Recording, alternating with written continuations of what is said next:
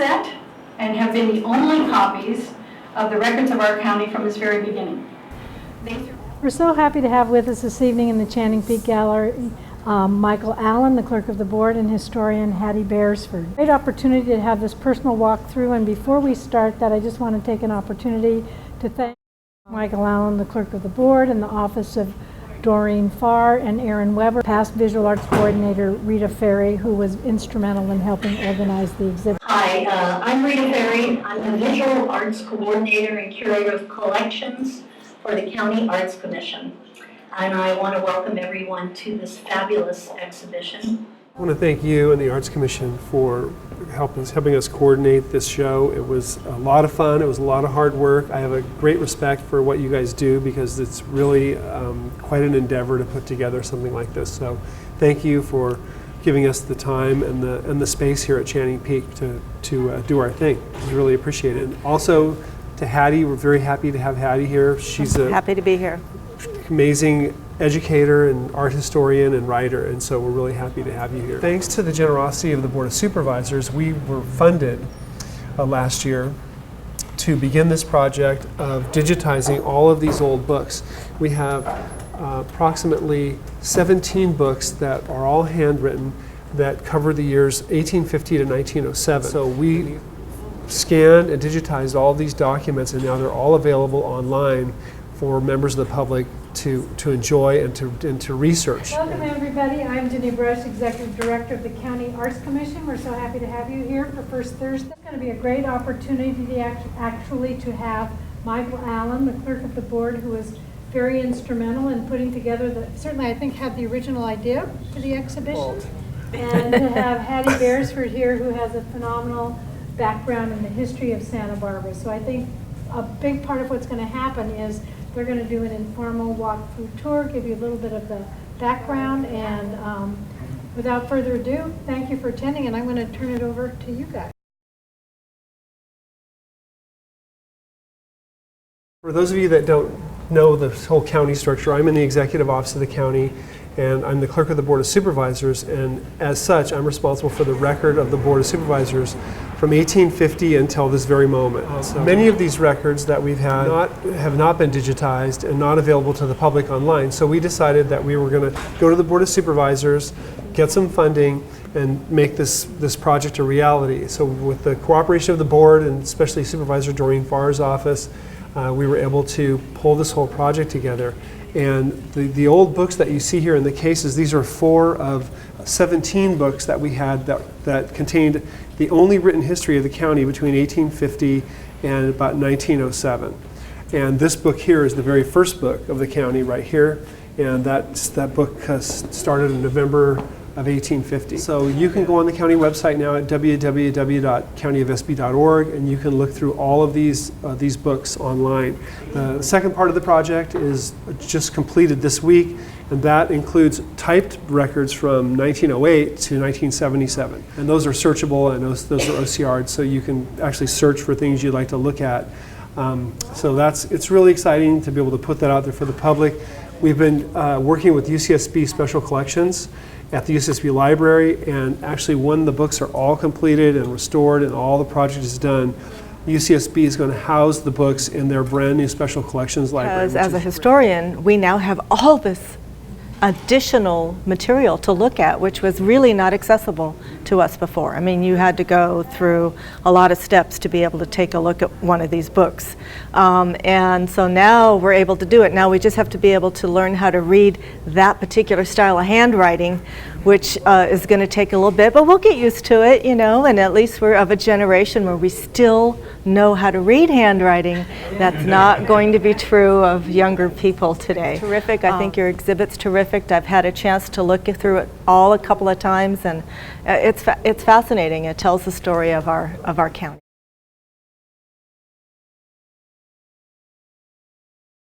And so basically what we did is we took some passages from the books, and then we sort of went to the Historical Society Museum, worked with Michael, and found photographs that we thought represented certain eras and issues and events that were a part of Santa Barbara County's history, and we sort of put this all together. So one little quick story I'll tell you about this whole thing. This is the very first county building. This is called the K's Adobe. And this adobe was purchased by the Board of Supervisors in 1855. And it's really amazing. So it's where that's standing right there is that block right where the courthouse is today. And the Board of Supervisors paid $6,000 for that piece of property in 1850, which was a lot of money. And so they built, this was the original county clerk's office, the jail, the Board of Supervisors offices. I mean, everything was in this little adobe right here. So if in this book right here, this is the K's Adobe right here, and this is the page where the board bought that property. So it's really pretty amazing. This map is part of the Wackenruder maps. These were the first maps that were based on the survey done by Salisbury Haley. And they're very interesting. They were done in the 1850s, and this is a reproduction of that map. And you can see exactly where all the old adobes were back in the 1850s. And when you start to realize how very few were left, I think we're lucky that we have even as many as we do. There's just about 7 or 10, I'm not sure the exact number, but it's an interesting map to look at, see what Santa Barbara looked like back in the day. If you know anything about Summerland, this is what Summerland Beach looked like in 1903. And there were hundreds of wells there, and ultimately they were dismantled. Well, when they first drilled for oil, especially this was the first offshore oil drilling in the nation, first of all. But it didn't go very far on the ocean, Yes. but they did the piers.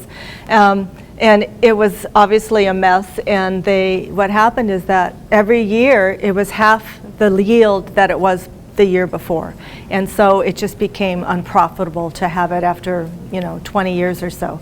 But what's interesting about this is that this happened only in Summerland, and we didn't get the oil wells on the Mesa until the 1930s. And the reason for that is that Santa Barbans wanted to get oil out even back in 1898. And in 1899, oil speculators were coming into Santa Barbara in droves because of this strike in Summerland.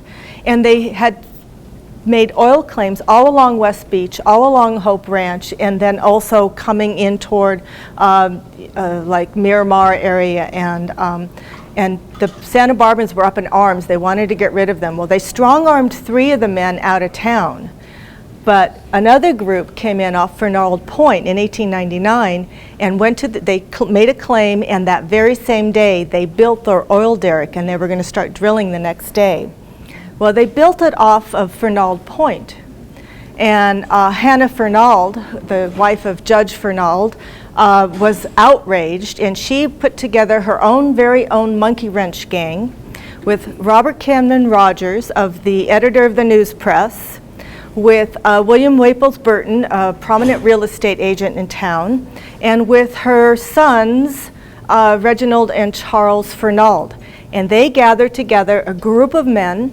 They went out in the middle of the night. They had hammers and saws and wrenches. They dismantled the entire oil derrick, picked it all up, drove it to the side of the rail tracks, and laid it there for the owners to find the next day. Well, all hell broke loose, and they were determined that they were going to put it all back up, but there were armed guards on Fernald Point, and they thought better of it.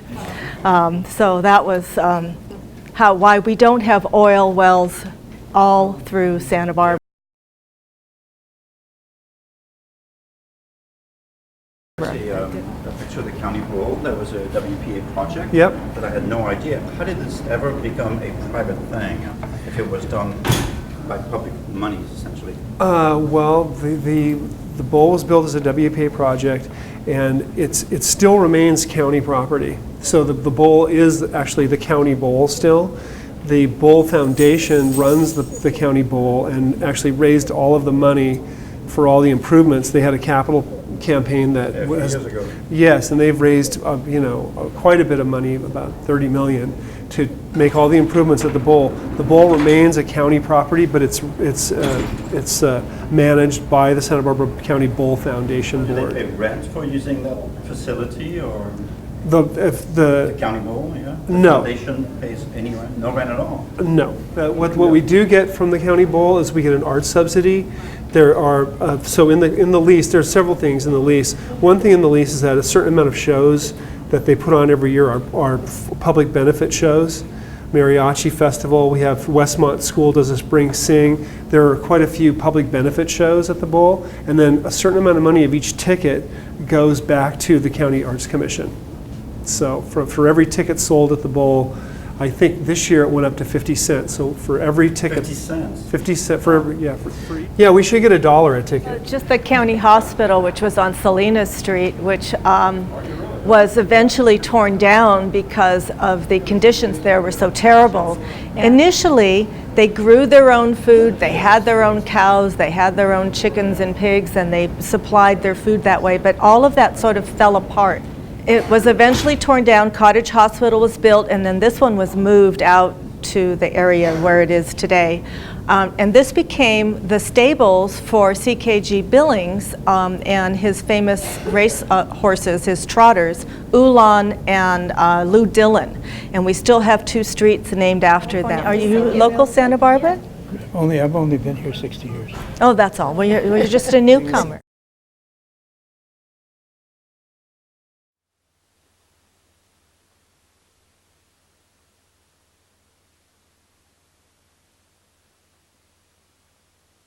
First, I would like to acknowledge former county supervisor Susan Rose, and actually all of that, that Susan did on the board, as a part of this history that we have that we're all celebrating. I mean, Susan is part of a line that started with that guy over there, Joaquin Correa. So this photo right here, I really love. This is the county courthouse, and this is Sam Stanwood and Sheriff Jim Ross standing in front of the jail that's collapsed down onto the ground. And this was the courthouse that was built to replace the K's Adobe. And so this is what grew out of this, though, and Hattie can talk about this, was an opportunity to Santa Barbara to sort of rebrand and reimage itself and Reinvent itself. Yeah. as into what we see today.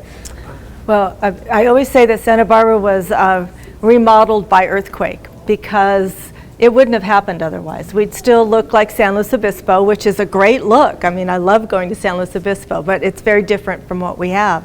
And there were already efforts made. I mean, El Paseo was already in place. The city hall was already in place. We were already having that push toward Spanish colonial revival style. But when the earthquake threw everything down, the leaders of the town who had said, we're trying to make this happen, said, here's our opportunity. And we rebuilt in Spanish colonial revival style, and we created El Pueblo Viejo, and that's what we see today. I have one little quick story about the construction of the courthouse across the street that we have, the beautiful courthouse. Mm-hmm. And this is a story about power and what was going on at the time in the county. So you had Leo Presker, who was the chair of the Board of Supervisors, and he was from Santa Maria. He had been he was very powerful and sort of been, running the county for quite a few years. He was the chair of the board, I think, for 11 consecutive years. And so what happened was after the earthquake, Presker called, and then ultimately the county employed his friends at Mosier and Company, who were hired to design the courthouse and build it.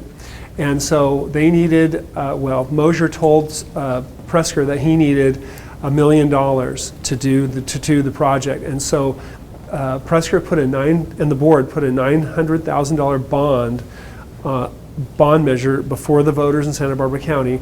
And as much as things are, they changed, or they stay the same. What is the expression? I think I got that backwards. But anyway, the bond measure was voted down in North County. and so the bond measure failed. Surprise, surprise. But it's really interesting. And I found this is all in the books, which is really cool as I read through this and I was going through this. And I looked at all the vote tallies by precinct in the books, and it just was really fascinating because you had this great majority of people in the South County who wanted to do this and get this done, and it really it failed miserably in North County. So what happened then, over about a 2-month period, I think that Leo Presker talked to various people that he needed to talk to, and they put it back on the ballot again, but it was only for $750,000, and they put it back before the voters, and it sailed through. Everybody voted for it. I mean, it was like, so there were some conversations I'm sure that were had. So they needed $1 million to build it. It was $750,000. So he just told Mosier to start building it. And so Mosier started building the courthouse, and there's a really great construction photo right there. So what happens is that there was no jail in this plan. And so Presker called Mosier and said, I want you to build a jail. And Mosier said, there's no jail in the plans.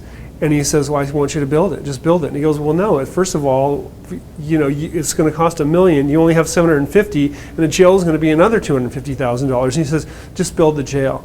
This never went to the Board of Supervisors. No, it was never voted on at the board. He just told him to go do it, and he did it. And so the jail was built. So now they're about $550,000 in the hole in the project. And so Presker said, don't worry about it, I'll figure it out. I guess this was 1929, when they finished, was 1929. So just so happened that year was the Bardell oil strike out at Elwood. And so Presker went to them and said, you owe us $575,000 in oil taxes this year. I could use it now. And then that's where he got the money to pay Mosier off. Can I talk about Sheriff Ross just a bit? He's my favorite sheriff in all of Santa Barbara history. He was sheriff for 43 years. He sort of got it by default. They couldn't find anybody who didn't owe people political favors. He was his own man. He was absolutely incorruptible, and he loved his Scotch. He was from Scotland, and he loved his whiskey. And then Prohibition came, and he put his whiskey away, and he became an ardent foe of the bootleggers. And the bootleggers would get caught on the beaches where he had set up patrols, and they would say, we should have known better than to, try to land anywhere near Sheriff Ross. He was driving up north with his deputy one day along the Gaviota coast, and he saw a big delivery truck being followed very closely by a car with 4 men in it. And he thought, that doesn't look right. So he pulled a U-turn on the coast highway and came after them, and then he caught up to them. They had a flat tire, and the 4 men were standing out there with guns in their hands. And I don't know how he managed to get them to not get in a shootout, but he disarmed them, and he wanted to know what they were doing. Oh, they were just delivering olive oil, and they had all these cans of olive oil in the truck. And he figured olive oil didn't need to be protected like that. So he opened one up, and sure enough, it was hooch, and so they were all arrested. Fiestas were really boring those few years.